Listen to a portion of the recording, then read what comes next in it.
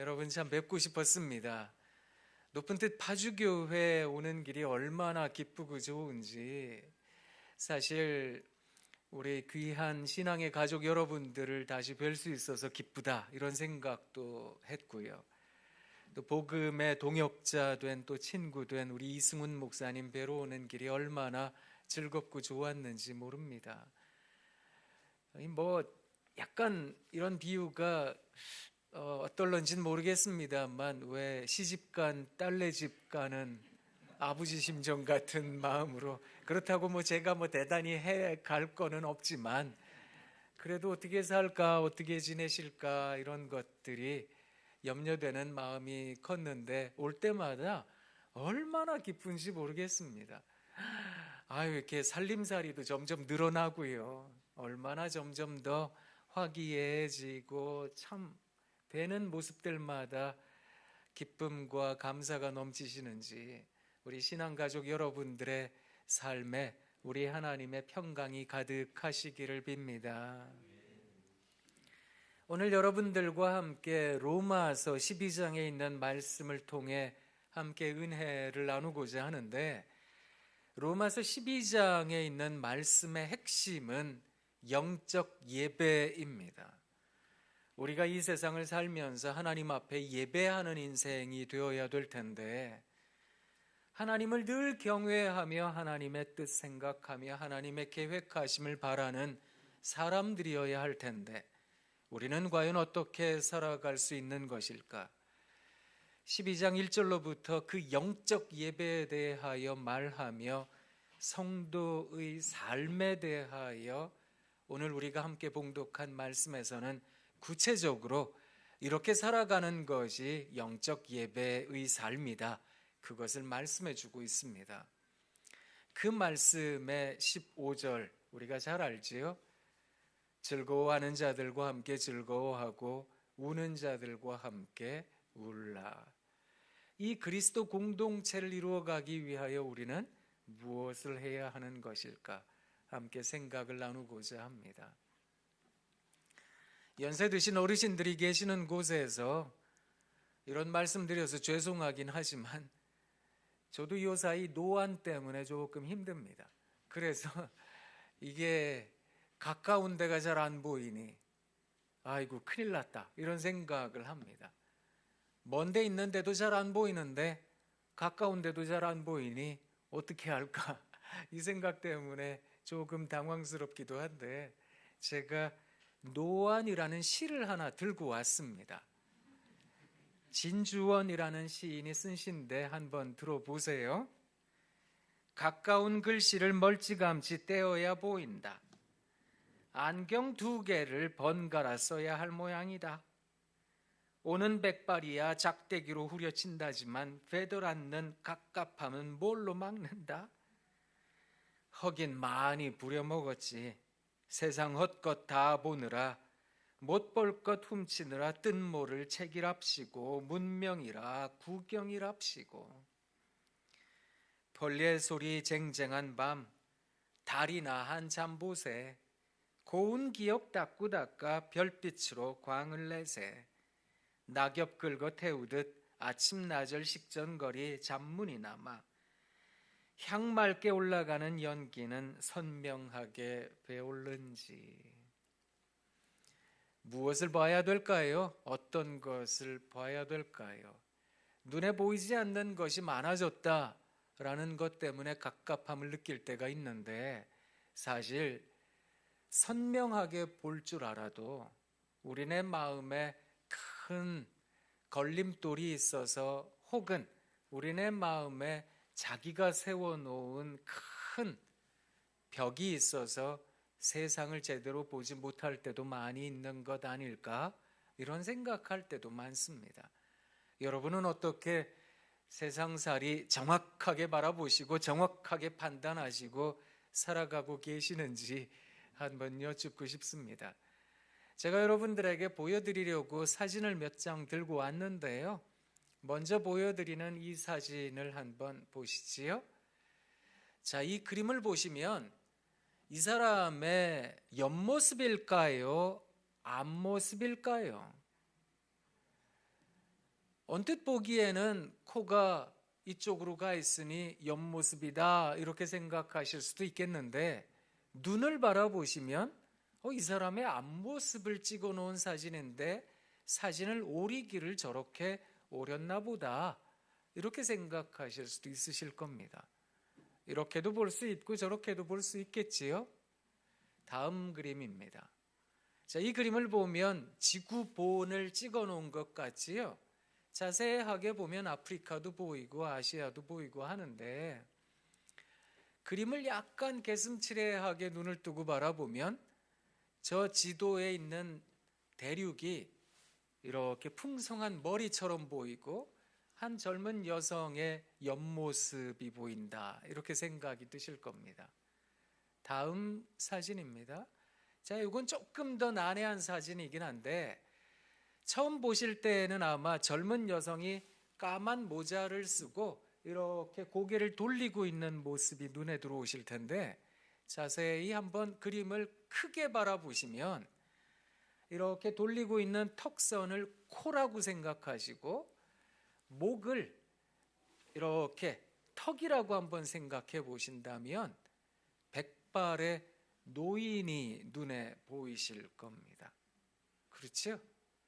자, 다음 그림을 한번 보신다면 그냥 멀리서 딱 바라보기에는 노인의 백발 성성한 노인의 옆모습과 오른쪽은 해골 사진이다 이렇게 보실 수 있는데, 주의 깊게 바라보시면 옆모습 백발성성 노인의 모습에서 말 타고 가는 사람이 보이고, 오른쪽 해골 바가지처럼 보이는데 어떤 여성이 나무 바구니를 머리에다가 이렇게 들고 있는 것을 보실 수 있으실 겁니다. 다음 사진입니다. 자, 이 사진을 보시면 가구의 기둥처럼 보이기도 하고 벽의 기둥처럼 보이기도 하고, 그런데 자, 저 기둥의 사이사이를 한번 보신다면, 사람이 검정색 부분을 보신다면 사람이 서로 마주보며 이렇게 고개를 숙이고 있는 모습이 보이실 겁니다. 자, 제가 왜 이런 사진들을 여러분들에게 보여드렸는가 하면, 이렇게 보면 이렇게 보이고 또 저렇게 보면 저렇게 보일 수 있는 것, 이게 일종의 착시에 대한 부분이기도 한데, 사랑하는 여러분, 우리가 이 세상 살아가다가 보면 정확하게 바라보며 분명하게 분별하길 원하지만, 때로 우리가 가지고 있는 신념이, 내가 가지고 있는 생각과 내가 가지고 있는 사상이 어떤 상황에 대해서 어떤 식으로 바라보게 할 때가 있다라는 겁니다. 그건 아무래도 우리 모두가 이 세상 살아가며 많은 경험을 했기 때문일 겁니다. 사실 어떤 생각을 갖게 된다는 이유는 우리가 살아가면서 경험을 쌓았기 때문입니다. 그러다 보면 자기만의 노하우처럼 자기만의 지혜를 갖게 됩니다. 인생은 이렇게 살아가야 되는 거야, 사람이라는 존재는 이렇게 살아가야 되는 거지 라고 말입니다. 사람에 대하여 경험이 쌓여서 사람에 대한 인식을 만들고, 하나님에 대한 경험이 쌓여서 하나님에 대한 생각을 만들기까지 합니다. 그런데 그게 참 귀중하고 그게 참 향기로운, 때로는 아름다운 색채일 수도 있겠습니다만, 그것을 고집하게 된다면 이렇게 한번 생각해 보셔야 됩니다. 내가 가진 경험에 의해서는 내가 가진 생각이 삶의 지혜요, 삶을 윤택하게 하는 방식일 수 있겠습니다만, 그것이 과연 진리일까요? 그걸 한번 생각해 보시고 물어보셔야 한다라는 것입니다. 우리는 때로 내가 가지고 있는 생각이 가장 지혜로운 것이며 가장 훌륭하고 바른 것이다 라고 생각할 때가 있지만, 사실 세상은 참 많은 이야기들로 가득합니다.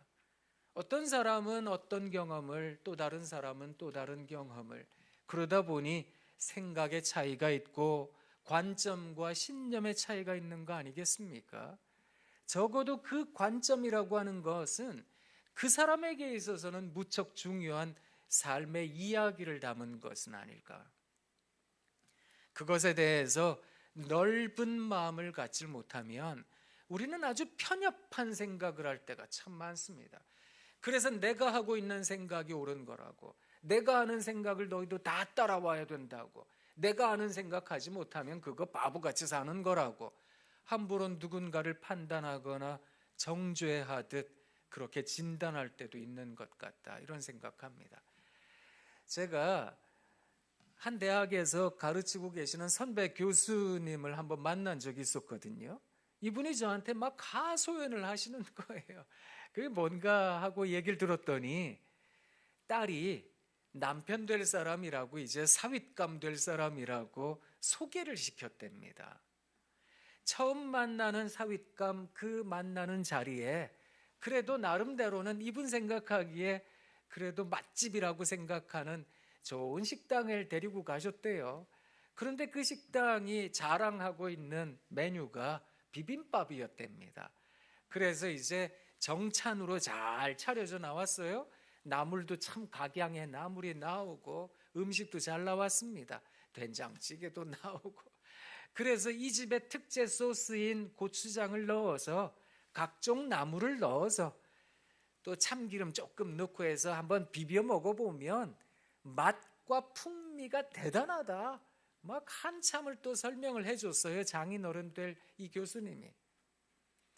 그 얘기를 가만히 듣던 사윗감 될 청년이 이렇게 얘기를 하더랍니다.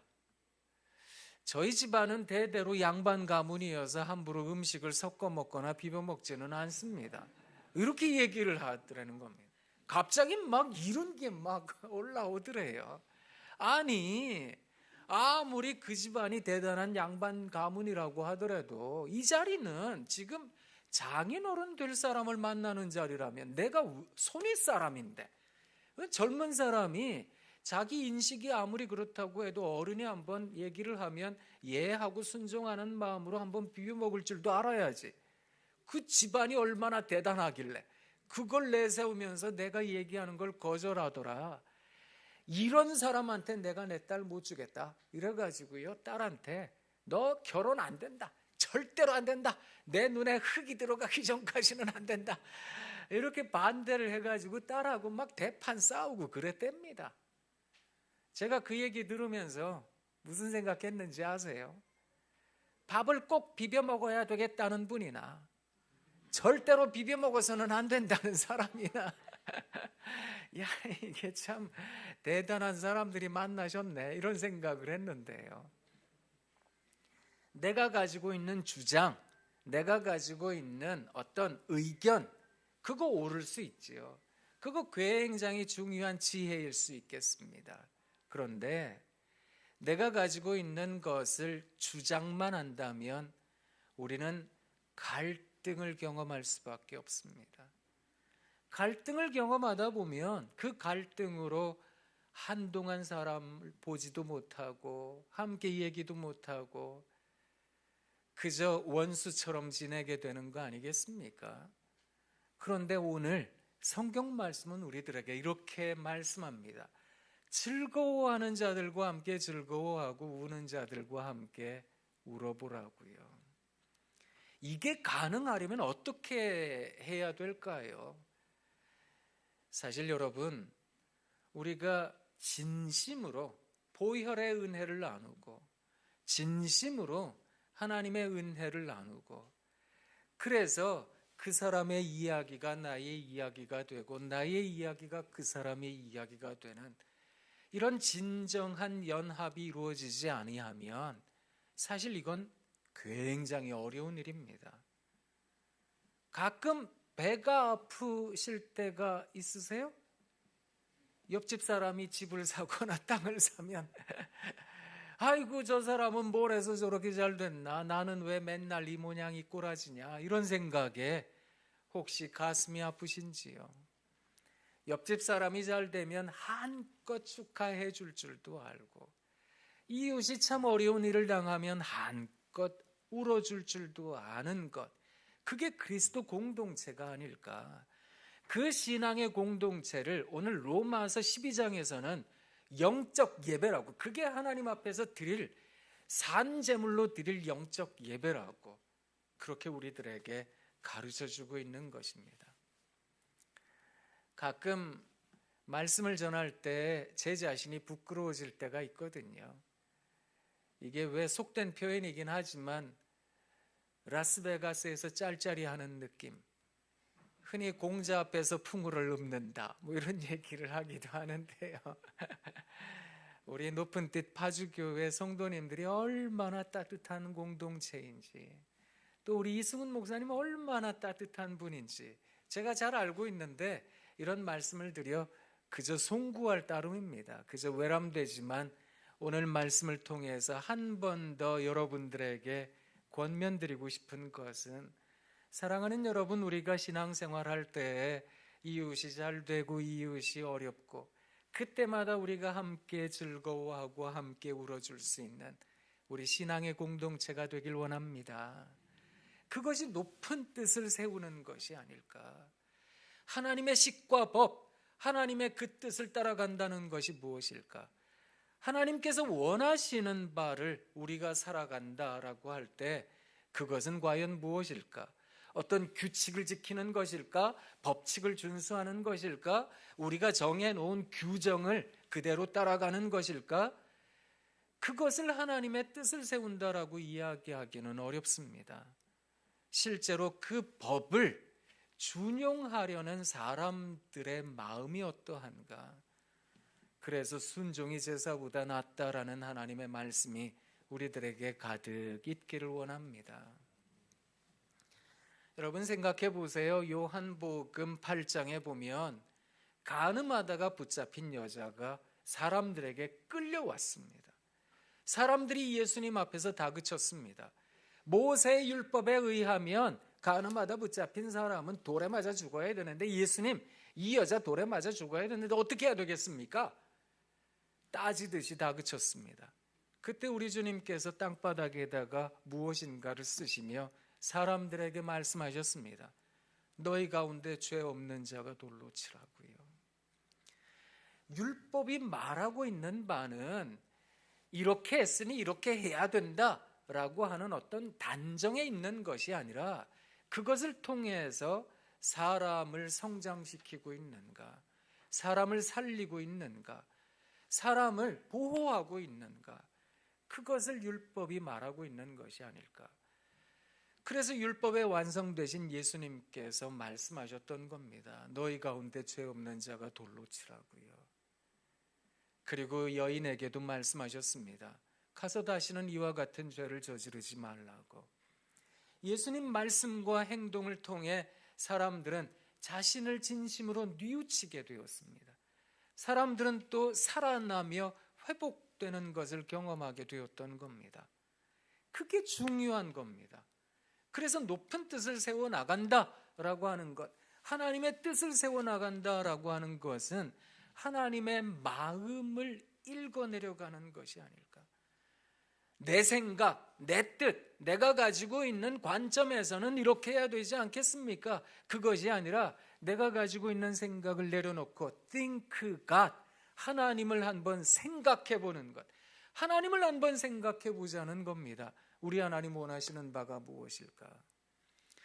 요한복음 9장에서는 나면서 장애를 가지고 있는 사람을 데리고 와서 사람들이 예수님께 물어봤습니다. 참 못됐지요? 아니, 이 사람 장애가 이 사람 죄 때문입니까? 이 사람 부모 죄 때문입니까? 사실 사람들은 자기들이 이해할 수 없는 일들이 생겨나면 그것을 빨리 처리해버리고 빨리 결정 지어버리고 빨리 해결해버리려고 노력할 때가 많습니다. 그건 사람이 가지고 있는 못된 습성이 아닐까. 그때 예수님께서 그들에게 이렇게 말씀하셨습니다. 하나님께서 하시고자 하는 일을 나타내려고 함이라고. 태어나면서부터 앞보지 못하던 그 사람이 예수님의 그 말씀을 들으며 어떤 생각하게 됐을까요? 생각해 보십시오. 어린 시절부터 이 아이가 어렸을 때, 이 아이가 청소년 때 사람들에게 어떤 얘기를 들었을까? 그런데 아마 난생 처음으로 그 얘기를 들었을 겁니다. 이야, 나도 하나님의 큰 뜻을 이루는데 일조할 수 있는 사람이로구나. 하나님의 큰 뜻을 나타내는데 내가 무엇인가 할 수 있는 사람일 수 있겠구나. 그것을 생각하지 않았겠습니까? 그게 진심으로 중요한 겁니다.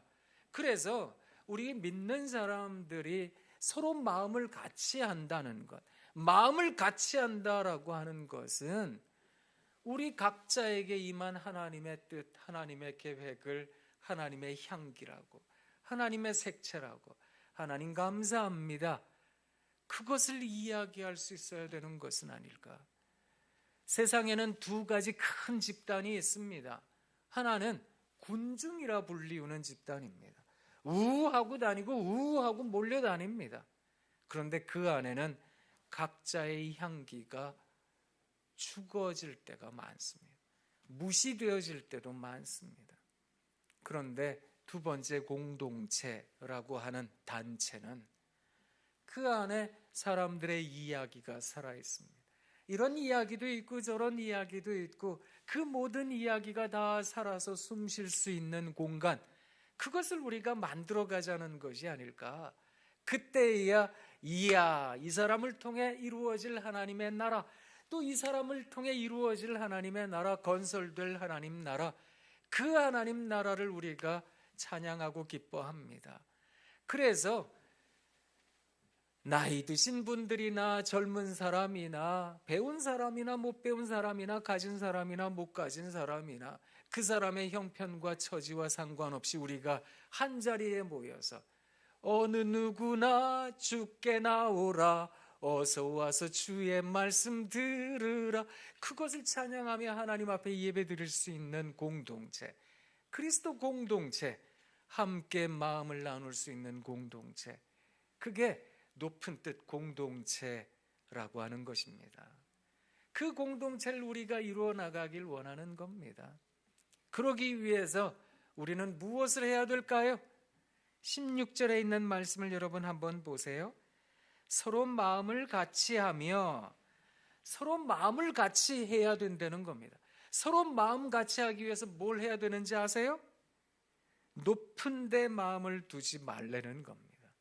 이야, 우리는 높은 뜻 세우는 사람들인데 높은 데 마음을 두지 말라니요? 그렇습니다. 우리가 깊은 하나님의 뜻을 발견할 때 우리는 어떻게 할 수 있는가 하면 도리어 낮은 데 처할 수 있게 되는 겁니다. 높은 데 마음을 두기 위해서 높은 데 마음을 두지 않아야 되는 겁니다. 높은 뜻을 이루기 위해서 높은 데 마음을 두지 않아야 된다라고 하는 것은 내가 가지고 있는 욕심, 내가 가지고 있는 생각, 내가 가지고 있는 그 경험의 한자락으로는 이렇게 해야 잘 되고 이렇게 해야 분명히 어떤 하나님 뜻 이루어질 겁니다. 아니요, 그렇지 않습니다. 우리 하나님의 뜻은 생명력이 있고 우리 하나님의 뜻은 움직이는 것은 아닐까. 시시각각으로 움직이는 그 하나님의 뜻, 그 하나님의 뜻을 우리가 온전히 발견하려고 한다면 기억하셔야 할 말씀 한 군데가 있습니다. 고린도전서 1장 25절, 나중에 꼭 한번 찾아서 읽어보세요. 하나님의 어리석음이 사람보다 지혜롭고 하나님의 약하심이 사람보다 강하니라. 우리 하나님께서 아무리 어리석다라고 하실지라도 사람보다, 이 세상의 어떤 사람보다 지혜로우시다라는 겁니다. 그 지혜로우신 하나님께서는 어떤 뜻이 있으셨을 것이다. 그 뜻에 대하여 의지하고 받아들일 준비가 되어 있는 사람들이라고 한다면 우리가 살아가는 삶의 여정에서 너무 섣부르게 판단하거나 너무 섣부르게 규정지어서는 안 되겠습니다라는 겁니다. 살아가는 삶에 재난이야 없을 수는 없겠지요. 부지불식간에 경험하게 되는 사건과 사고도 있을 겁니다. 그로 인해서 내 삶에 어려운 일들도 경험하고 힘든 순간도 경험하겠지요. 그런데 그때 우리가 그리스도 공동체인 우리가 해야 할 일이 무엇일까? 즐거워하는 자들과 함께 즐거워하고 우는 자들과 함께 우는. 그러려면 마음을 같이 해야 되는데 그 마음 같이 한다는 것은 높은 데 마음을 두는 것이 아니라 도리어 낮은 데 자기 자신을 위치시키는 것을 뜻하는 겁니다. 마치 세상의 모든 것을 다 아는 양, 모든 것을 통달한 양 이야기하는 것이 아니라 하나님 앞에 스스로를 낮출 줄 아는 것. 제가 한번 저희 애들한테 전에 막 소리를 쳤거든요. 이렇게 살아야지, 이렇게 해야지, 이렇게 해야 되는 거 아니겠느냐. 막 혼을 내다가 애들 방에 나와가지고 안방으로 가는 그 몇 초 안 되는 그 시간 머릿속으로 휙 하고 지나갔던 생각이 있었거든요. 너는 이렇게 다 알아서 이 모양으로 사냐? 이 생각이 제 머릿속에 들더라고요. 저는 이렇게 해야 된다고 생각을 하는데 아니요, 그게 아니더라고요. 인생을 신비하다라고 이야기하죠. 왜 그런지 아세요? 내일 무슨 일이 생길지 모르기 때문입니다. 그래서 왜 인생지사 세옹지마입니다. 뭐 이렇게 얘기를 하죠. 세옹이라는 말은 변방의 한 노인이라는 뜻인데 변방 지역에 한 노인이 살고 있었는데 그 노인의 집에 기르던 말이 바깥에 잠깐 나갔다가 들어왔는데 세상에 다른 말 하나를 데리고 온 겁니다. 이야, 그 집에 축제가 일어났습니다. 잔치 났습니다. 재산이 2배가 됐네요. 사람들이 축하해 줬습니다. 그런데 데리고 들어온 그 말을 타다가 아들이 다리가 부러졌어요. 아이고 어떡해요. 그 말 들어와서 좋다고 했는데 그 말 타다가 당신네 집 아들이 다리가 부러졌네요. 아이고 어떡합니까? 사람들이 안타깝다 했습니다. 이러거나 저러거나 그 노인은 뭐 그럴 수도 있는 거지요. 뭐 이럴 수도 있고 저럴 수도 있는 거 아니겠습니까? 이런 표현만 했던 겁니다. 그런데 그 나라에 큰 전쟁이 일어나서 젊은 청년들은 다 차출돼 가지고 전쟁을 하러 나갔는데 이 아들은 다리가 부러져 가지고 전쟁에 안 나가서 목숨을 건진 거예요. 생각해 보면 과연 이것이 재앙일까 복일까? 과연 이게 축복일까 재앙일까? 그걸 우리가 가늠하기가 참 어려운 것 아니겠습니까? 그러니 일희일비해서는 안 된다. 뭐 이런 이야기도 옛사람들이 우리들에게 전해주는데 그것을 지혜라 이렇게 얘기를 하곤 하지 않겠습니까? 인생을 그렇게 신비한 것이라고 생각한다면 우리가 너무 쉽게 아이들을 재단하듯 사람들을 판단하듯 이야기해서는 안 되겠다는 겁니다. 이제 오는 목요일이면 또 수능시험 보지요? 아이고, 아이들 입장에서는 이게 얼마나 큰 시험입니까? 이게 1년을 준비한 게 아니고요. 자그마치 짧게는 6년, 더 길게는 12년을 준비해서 수능시험 보잖아요. 그것도 단 하루에 보니까 아이들은 얼마나 긴장하겠습니까? 이걸로 자기 자신이 등급 매겨진다 이렇게 생각이 들기도 하고 이것 가지고 대학에 들어가나 못 들어가나 이런 것도 생각하니까 애들 입장에서는 엄청나게 큰일인데 그러다 보니까 시험 성적이 조금이라도 안 좋게 나오면 뭐 세상 끝난 것처럼 생각하고 그러잖아요. 그죠? 저희 애들도 재수하고 그랬는데요. 근데 지내놓고 보면 별거 아닌 거거든요. 연세 드신 분들은 한번 생각해 보세요. 어린 시절에 1살, 2살이 크지만 뭐 55이나 56이나 그죠? 67이나 68이나 75이나 76이나 그건 뭐 큰 대수라고요. 100세 시대라는 생각을 해보면 우리가 너무 쉽게 아이고 어떡해 큰일 났다 그렇게 너무 쉽게 절망하고 단정 짓는 것은 아닐까. 여러분 오늘 말씀의 마지막 부분 스스로 지혜 있는 채 하지 말라. 이 말은 하나님을 인정하셔야 됩니다. 이런 뜻입니다. 성경이 말하는 지혜는 온전히 하나님을 가리키는 말입니다. 그래서 여경지근이라 뭐 이렇게 얘기를 하는데, 제가 줄여서 말씀드려서 그렇지만 여호와를 특별한 말이 아니고 4차 성어도 아니고 줄인 말이에요. 여호와를 경외하는 것이 지혜의 근본이다. 여경지근 뭐 이런 겁니다. 여호와를 경외하는 것, 지혜의 근본이다. 지혜라고 하는 건 곧 하나님 바라보는 거거든요. 그 하나님을 바라보는 사람들은 스스로 지혜 있는지 알 수 없지요. 아무리 몇 수 앞을 내다보고 대단한 능력, 예지력을 갖고 있어도 그거 하나님 앞에서 얼마나 보잘것없는 것이겠습니까? 하나님 믿는 사람들은 내 옆에 있는 사람을 살리고 있는 것인가? 내가 하는 말로 이 사람이 살아나는가? 내가 하는 행동으로 이 사람이 격려받는가? 성장되는가? 이것이 우리들에게는 아주 중요하게 여겨지는, 그래서 우리네 삶의 영적 예배를 이루어갈 수 있는 우리 그런 귀한 높은 뜻 파주교회 신앙가족 여러분 다 되시길 바랍니다. 또 여러분 뵈러 오면 야, 이런 살림이 늘었네요, 저런 살림이 늘었네요, 기대하는 마음으로 또 오겠습니다. 그리고요, 제가 볼 때 우리 높은 뜻 교회들 중에서 파주교회 분위기가 제일 좋은 것 같아요. 저를 초대해 주셔서 그런 게 아니고요. 실제로 그런 것 같아요, 진짜로. 아이고, 참 감사합니다. 너무너무 좋은, 정말 아름다운 신앙의 공동체 만들어 주셔서 참 고맙습니다. 그래서 한 가정에 어려운 일 당하면 다 함께 울어줄 줄도 알고 기도하고, 좋은 일 생기면 다 찾아가서 아이고 축하해요, 전심으로 축하하고, 연세가 드실수록 진심으로 나를 축하해 줄 사람들이 사라지잖아요. 부모님도 가족도 점점 하늘나라 떠나시니까, 그죠? 누가 나를 이렇게 환대해 줄까? 한 번은 제가 아버지들 모여있는 그곳에 가서 특강하는데 아버지들이 저한테 그러시더라고요. 참 신세가 처량합니다.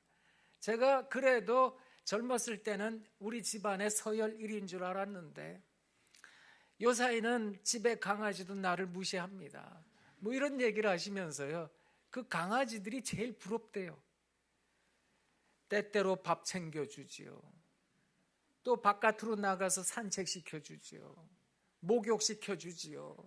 그런 거 보면서 참 저 인생 부러운 인생, 견인생, 부러운 견인생, 뭐 그런 얘기를 하시던데요. 보면, 근데 우리가 높은 뜻 파주교회 막 정말 서로 기뻐해주고 즐거워해주는 공동체, 얼마나 귀한 공동체인가. 자, 눈을 크고 동그랗게 뜨시고 또 옆에 있는 분 바라보며 또 한 번 더 감탄하도록 하겠습니다. 우와, 이야, 우와.